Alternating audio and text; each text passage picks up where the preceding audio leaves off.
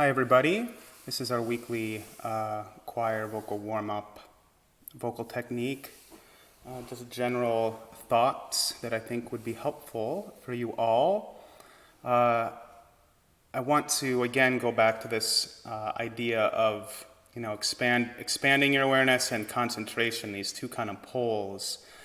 Often we get focused just on the one, the analytical kind of mind, the mind that tries to understand, where is the groove? How is the music supposed to go? What are the notes? It's asking these questions, it's getting answers, and we leave off this other side, which is asking questions without any answers. It's expanding, it's receptive.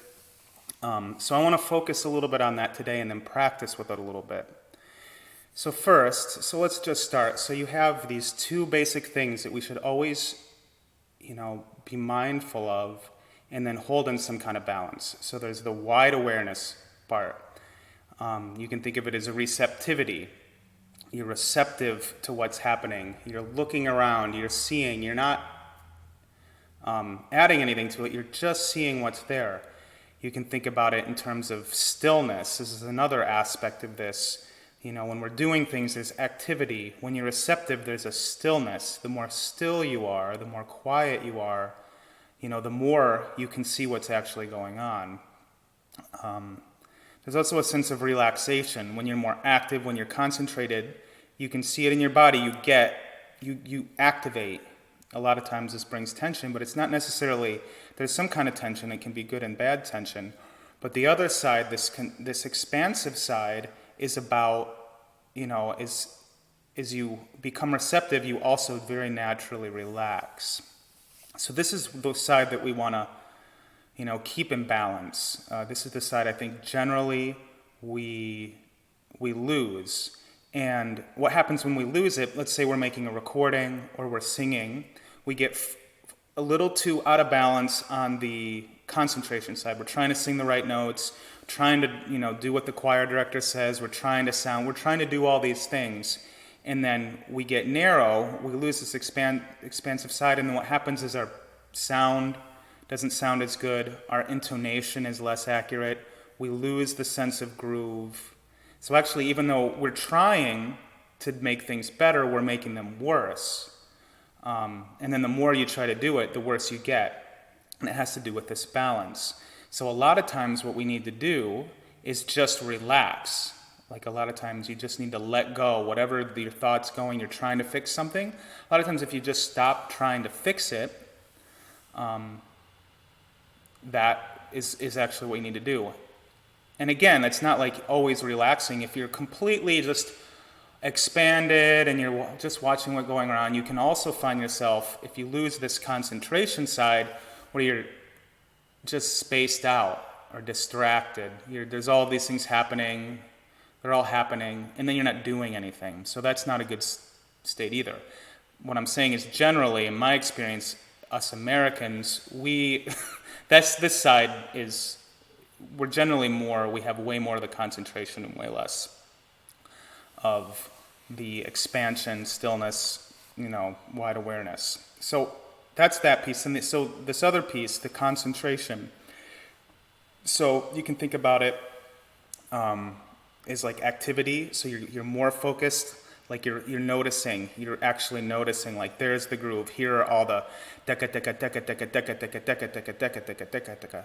You're feeling all those beats and you're analyzing them. You're putting them in groups. 1 2 3 4 1 2 3 4 1 2 3 4. You can think of it in terms of activity of the body. Your body is more engaged. You're ready to go. You're ready to do something. So this kind of active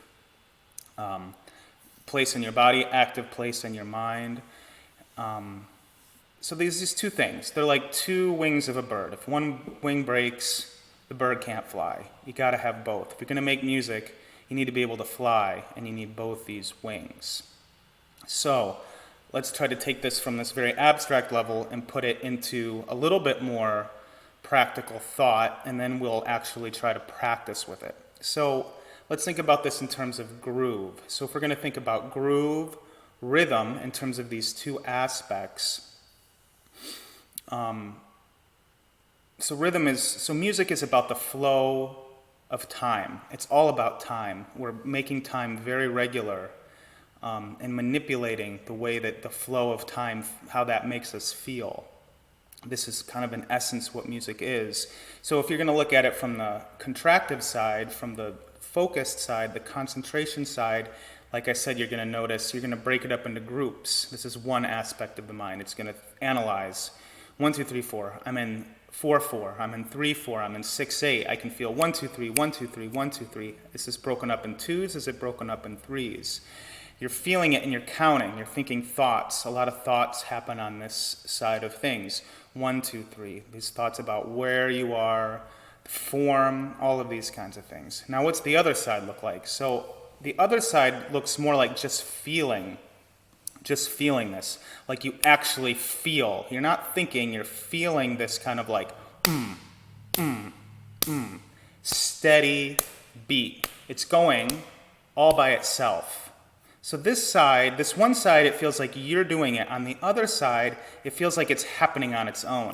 Like you can't get rid of it. It's just going. And we need to have both of these. So similarly with intonation, with pitch. So if we look at it, if we're trying to analyze, we're trying to look at the pitch. Am I a little flat? Am I a little sharp? What are the intervals? All of these kind of analytical ways of thinking about pitch as it goes. And this can be very fast because your pitch is constantly changing, right? We're never just singing a straight line. You see a whole note and a C, but when we sing it, our pitch is all over the place. So the analytical side is trying. We're constantly trying every microsecond to keep it as close as we can, and we're making adjustments as we go. Now, what's the other side feel like? So the other side feels like you're hearing all the other pitches. Because first of all, to sing in tune, you can't sing in tune with yourself. I mean, to some extent, right? Like generally we're making music with other people. So this is the sense of intonation of pitch. It's not, you are making music. Well, there's a whole other way to look at that, but that's too confusing. I'm not going to go there. So you're listening to everybody else, and you're listening to your pitch. So you're listening to two things, and you're just hearing them match up. The analytical side takes care of if one gets off, but this receptive side, this awareness side is hearing all of it, it's feeling all of it, and it's, hearing those two things match up. And along with that comes like, how does it feel when they match up? There's more of this kind of feeling. What is happening as they come together? What is happening as they go apart, feeling-wise? So if you think of like expression, we talk about line and music. We want to sing, we get bigger, and then we come back down. This is a very classical movement that happens over and over again. You can think about this too in the same kind of way. Like if you're analyzing it, as you have the shape, you're thinking about crescendo, decrescendo, these terms, these analytical concepts. But when you're in this aware side, what you're really doing, where this really comes from, this sense of expression comes from this other side, this wide awareness, receptive side, and you're feeling it very quickly, because the concentration gets you to a place where you can see things very fast and you're not distracted, and this side notices what is happening, the changes on a microsecond, and you can feel the energy building, or you can feel the energy relaxing. You can feel like sadness building. You can feel happiness building. This side is just noticing what's happened. And as it notices, this is where this expression comes from. You can do things as you get more and more skilled as a musician to, play with these feelings that are arising. And as you are able to do that, that's also what other people experience. On a slightly different way of thinking this, you can think about your body. A lot of times we forget that when we're singers, we're only using our body, and we're using our whole body. Things like posture are hugely important. Things like tension, and if we're moving all over the place, if we have weird kind of things in our body, this all affects our voice. So I think it's really good as a singer to be, pretty aware almost all of the time of what's going on in your body. Aiming for, you want a straight posture. You don't want to be slouched. You don't want to be tense, trying to get really high. You want to find that place where things are relaxing and opening up, especially the spine, up through the head, down through the sit bones. So this down movement on this end of your body, and this up movement. Your spine is this feeling of expanding And then everything else is coming out long from there. Your arms are long. Your legs are relaxing out long. Your jaw, your face is relaxing from the top of your spine, which is holding your head nice and strongly but easily so everything can relax. The shoulders are relaxed. So you can, as you're aware of all of these things in your body, there's these two kind of ways that you can perceive, right? You can be thinking about it analytically. Is my, are my shoulders tense or not? Can I, and then try to relax your shoulders? Or I notice tension in my face. Can I try to relax it? What's causing the tension in the face? Maybe it's because my legs are tight. Maybe it's because I'm, just agitated and moving around. I just need to quiet down a little bit. You can go about it this way. Then again, this other side, you have where you're just feeling your body and seeing where it is. This is a little more tricky because there's not a lot to say about it. But you have to be able to see where your whole body is. If you get too focused in on all these little details, if you're really trying to relax your shoulder, the rest of your body actually becomes uncoordinated because you're focusing all this energy on one part. This part might drop, but then all of this tension. So this is kind of like keeping a broad, you're just aware of the whole body and its position in space and how it's feeling. And you just notice, okay, now I feel a little better. Maybe I don't feel, better, if you have better and worse, this is kind of more on the analytical side. But you're being aware of these things so that the analytical side can see the whole and then, make adjustments as it goes. Finally, I want to talk about the emotional state, because this is why people like music, right? Because it creates and maintains and changes some kind of emotional state of other people. Otherwise, we wouldn't do it. So, thinking about it from these two sides, there's how you feel now, right? Like, you either feel good or you don't. But in music, we're trying to create a state, so we have to be able to kind of imagine another feeling state. Let's see, this song is sad. Well, we need to, there's this active side that needs to remember what it feels like to feel sad and bring that into your body, bring that into your awareness so that you can create this state.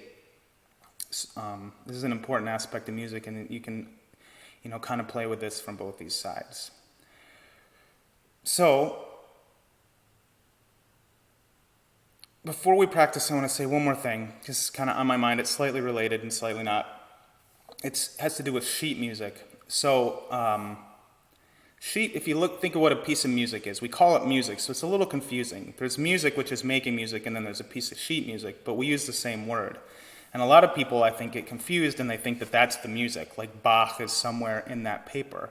But actually, that's not true at all, not even remotely close. There's so little information on a piece of paper. You've got rhythms, you've got pitches, and you have some very vague notions of what it's supposed to feel like. The rest of it, the musician makes up, and they make it up every single time. If you listen to any musician, they never play anything the same way twice. Even in classical music, it's much more obvious in folk musics, jazz, and pop, where people are improvising, or the melody changes, or the rhythm of the melody is changing all the time, every time they sing it. But classical music, even if you don't change the rhythm, and you don't change the pitch, because we have this, tradition of following exactly what is written down on a piece of paper, everything else changes. The way that the line goes, all of these kinds of things.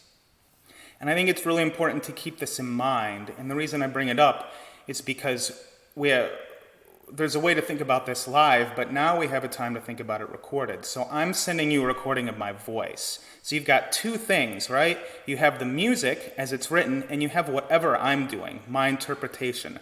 However I've chosen in that moment to create this piece of music. And what's important to note here is that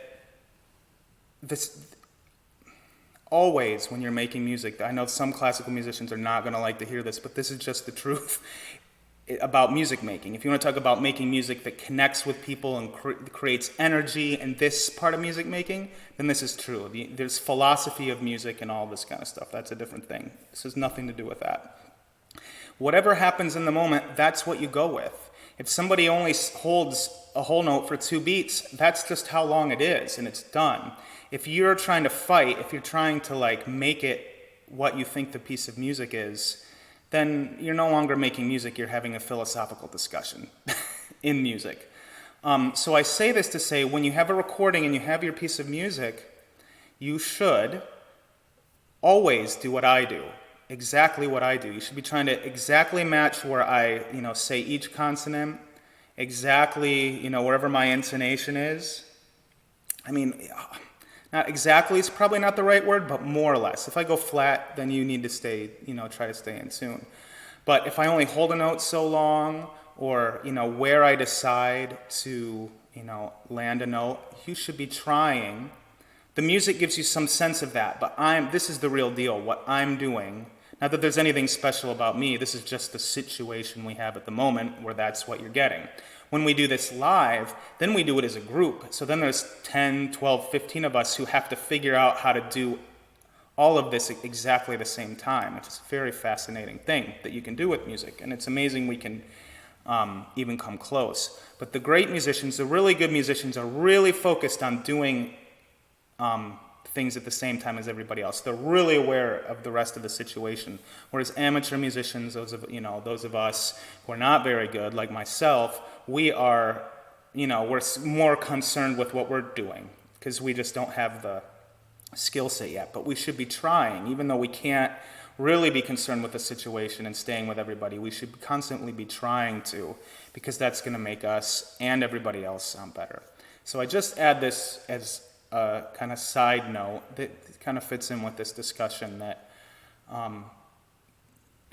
when you look at a piece of music, that's just the smallest little bit of music, and you're improvising and making up the rest of it. And when we're improvising and making up together, it's really important that we do it together. It's extremely important. That's the most important thing, is that we do it together, which can feel really weird.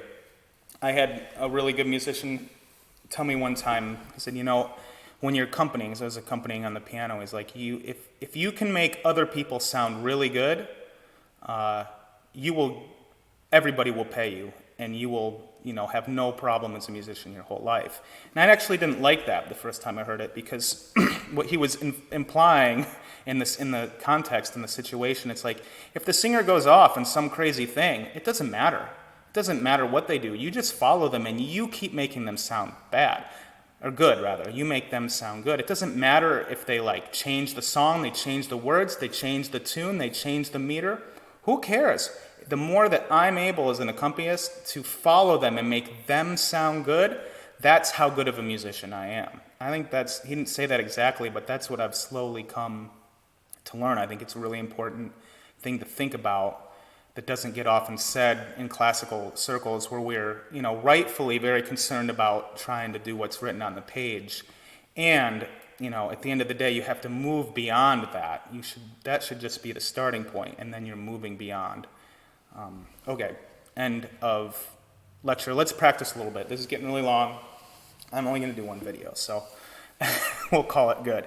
So let's practice kind of thinking about these things just with some simple singing. So let's just sing something like, we'll sing from 5 to 1.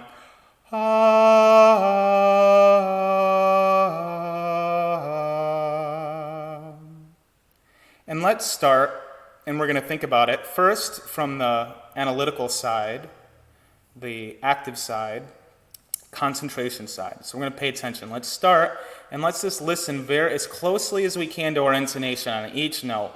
We're going to listen to the intonation, are we there? And then how we move to the next note. We're going to try to keep it legato. So is there a smoothness from note to note? And then as it comes to the next note, do we go too far? Do we stay above? Or are we able to lock right in?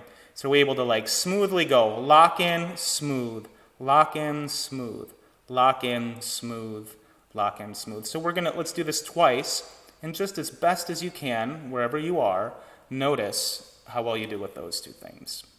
So we're concentrating here. Here we go.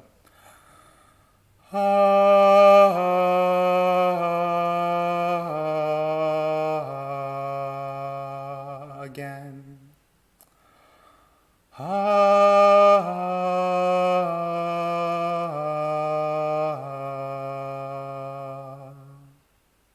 Okay, good. So we emphasize this side of things. Now let's emphasize the other side of things. So this time you're just going to listen. Just let go. Just relax and do it.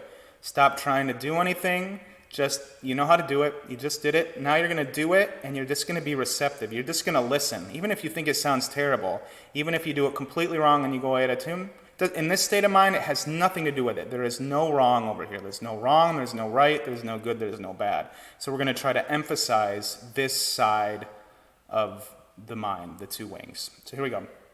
Same thing again twice. Relax and just let it be whatever it is. Again.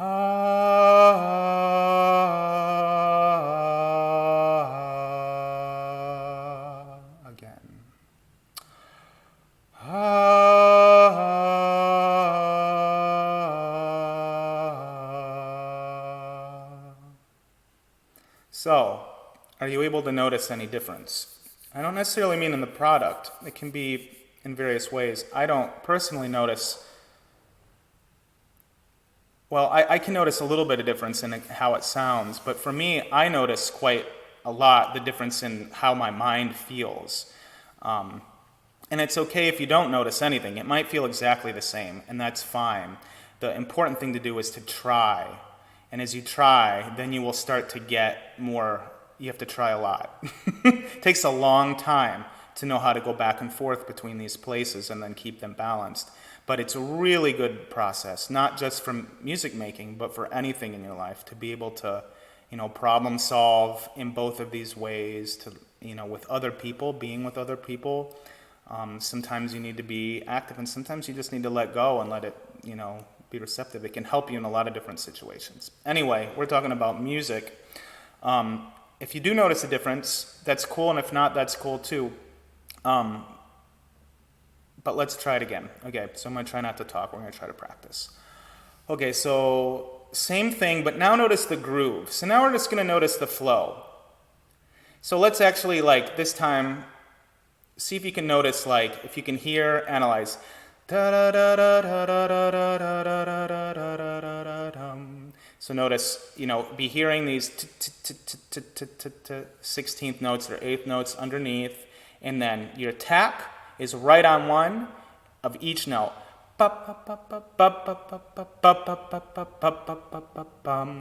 without that much attack, you're still going to keep it legato. You're just going to be in time. So we're going to analyze, we're going to concentrate, we're going to focus on this aspect of singing. So here we go. 1 and 2, here.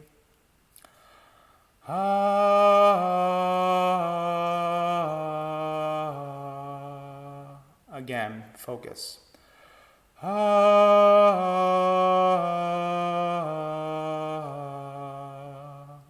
Good. So let that go. Kind of notice what you noticed. And now let's do the other side. So this time, we're just going to feel the flow. We're going to do exactly the same thing, but we're not going to get caught up in any of the analysis on any of the things. We're just going to let it be. But feel it. Still feel the feeling of.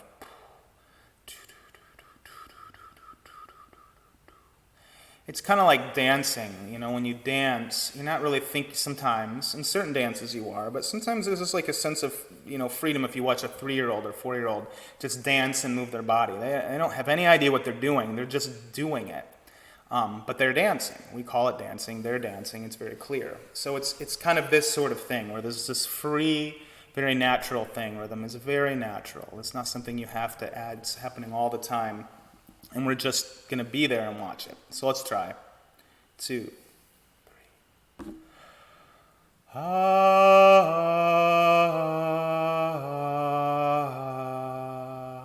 Again, just feel it.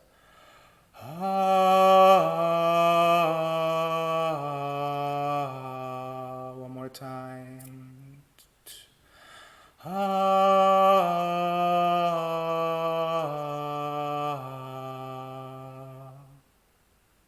Good. So for me, it feels a little bit like you go into this world of the movement of time in this regular way. And it's like this whole, it's not a thought. It's not like I'm analyzing things. It's a feeling. So maybe you notice something. Maybe you don't. Let's try it with 2 more things. Let's think about it with our body. So look at your posture. So first come to a good posture. and then stay still. So we're going to focus on staying still here. We're going to keep our body straight, still and relaxed, and we're going to try not to move anything. So we're going to take this kind of approach to it. I'm going to concentrate, we're focused. We're going to open our mouth and then keep it there. It's just nothing needs to move other than in the back. None of your face doesn't need to move. You don't need to see any movements of your lips or face. We're going to try to keep everything still as we sing. Let's try that a couple times. 2, here.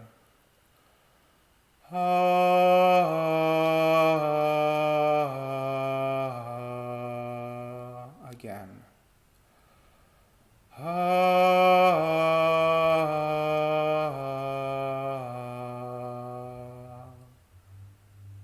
And you might notice something. In this state of mind, you might notice like, oh, I moved. And then when you do it again, you use this knowledge to change. Or you might notice, oh, I'm tense. And then you use that knowledge to change. So this is how you practice. This is how you focus. You have kind of a goal, and then you do it. And this is a little bit the receptive side. You see what happens, and then when you see what happens, this other side, then you change. But let's try this now, just with the body. So now just sit in your body and just see how you feel. And then just relax. Just like when you finish a hard day of work and you sit in your chair and the work's done and you've got nothing to do, nothing to think about, you're just done. You're done. There's nothing left. Start with this kind of frame of mind and just sing and feel your body in this way.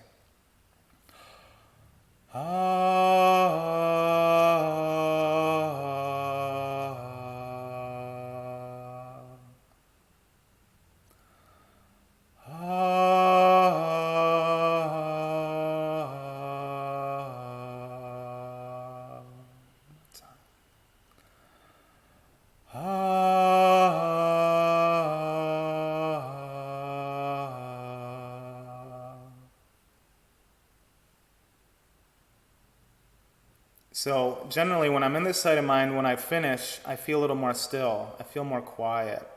The other side, I feel more energy. I feel more activity. This side, things quiet down. And again, it's not like one is better than the other.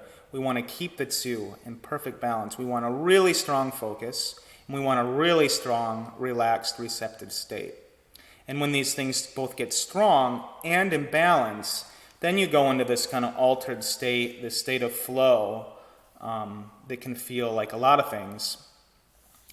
Sometimes it feels like it's just happening and you're not doing it.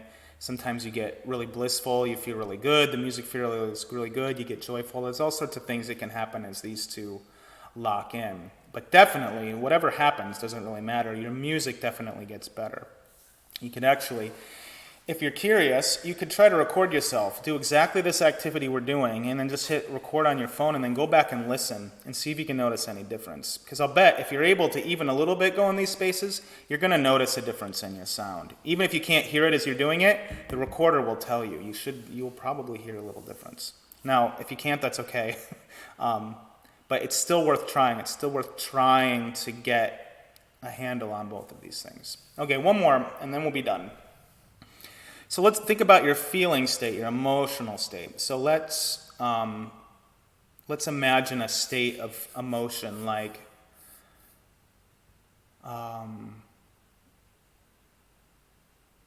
what's an easy one? Everybody's different.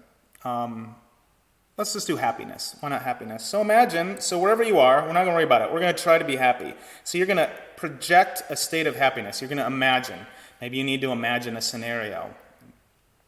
Something that makes you happy. Ice cream, or your pet, or your spouse, or your kids, or being on vacation, whatever the scene is, you need to actively imagine this and try to evoke this state. So we're going to try to evoke this emotional state with this same exact thing. So here we go. This is this side of things. 1.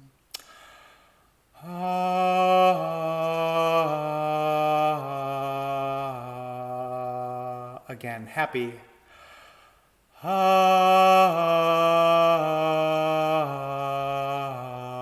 One more time. Imagine that state.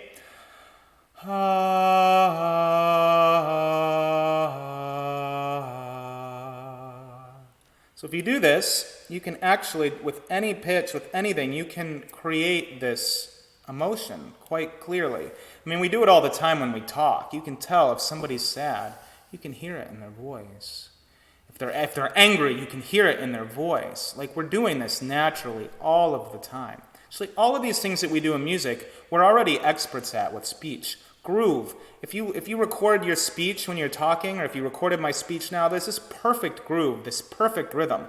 Everything, like the accents, the articulation, it's all expressing all these really interesting things. Now I'm excited. I'm trying to tell you an idea. If I wanted to express like a quiet idea, you need to slow down. You need to quiet. My voice naturally does this, and everybody has this. Everybody's a master of these things already. So we're going to take this thing we're already a master of, and it's kind of like learning a different language. You have to use it, the same things you already know, in a slightly different way. The language in this case is music. So now, emotionally, let's just feel whatever our state is now. So we've imagined happiness. Now we're going to see what comes up, and we're not going to try to change it. We're just going to notice it. And we're going to bring it. We're going to let the music keep happening. And we're just going to see what we feel and let whatever comes out come out. And be interested and curious about it. So here we go.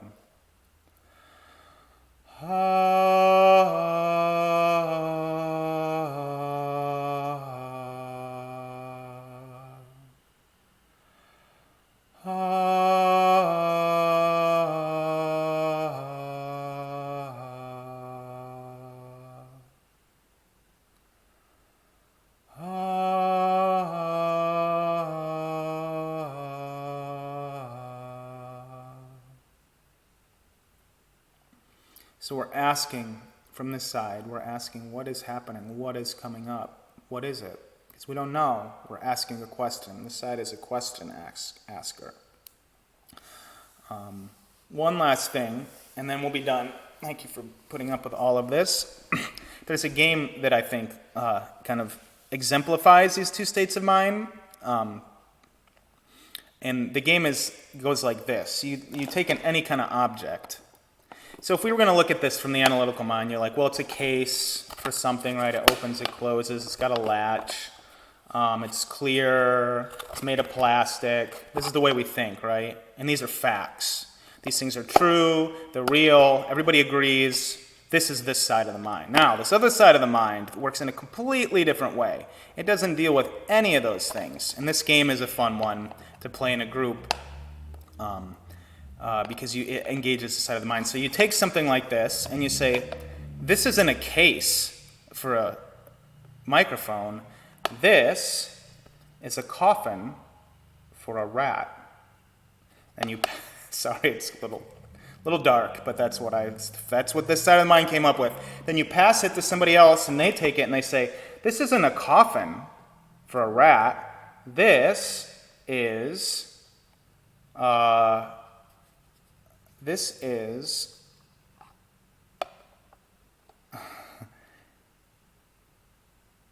a spaceship for very, very tiny people. And then you pass it, and then the next person takes the same thing. This isn't a spaceship. This is a water container for watering your plants. Pass to the next person. This isn't a watering This isn't a watering whatever that guy just said. This is a very strange hat. And on and on. But this, if you can see kind of the angle of this game, what this game is playing, you can understand, I think, these kinds of things. This side of the mind is stating facts. This is this way. It's analyzing, it's dissecting, it's putting things in pieces, taking the pieces together, putting them back. This side is just whimsy. This side is, it's seeing things in all of the possible forms. It's expanding. This, when we use words expanding, this is what I mean. It's expanding the notion and saying, well, this is a recording case. It's expanding on that. No, it's not a recording case. It's something really fun. It's something you can use to play a game, and you can actually hear astronauts talking to you through this case, like a kid thinks, like this kind of mind. Before they become adults and start to shut this part of their mind down to live in society. So it's this expanded, we're expanding. We're also receptive. In order to come up with an idea of what this is, you can't analyze it. You have to stop analyzing and kind of be receptive and open to whatever pops in your mind.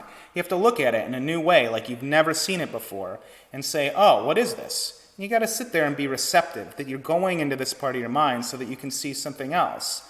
Like, oh, it's, whatever comes into your mind. And that can be hard for people. Like some people sit there and be like, I don't know what it is. Because they're so used to being in this part of their mind that they can't pop over here. But we need, as musicians, we need this side. You cannot be a musician without this side. There is no good musician anywhere that doesn't access this side all of the time.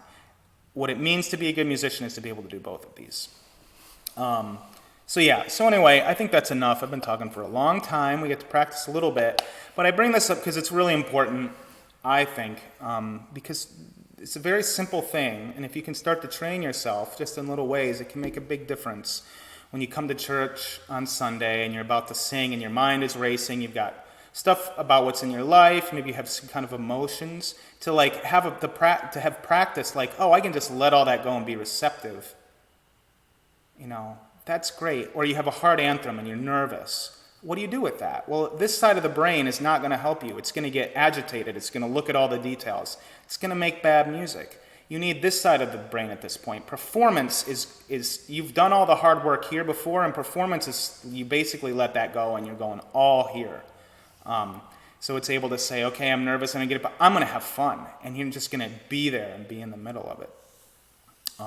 Similarly with recording, when you sit down to record, before, analyze it, figure out what the groove of the piece is, figure out where the notes go, listen to me do it, try to figure out exactly what I do, think about those things. And then when you record, you got to let it all go and you just get in the music. And if you do that, it's going to be great.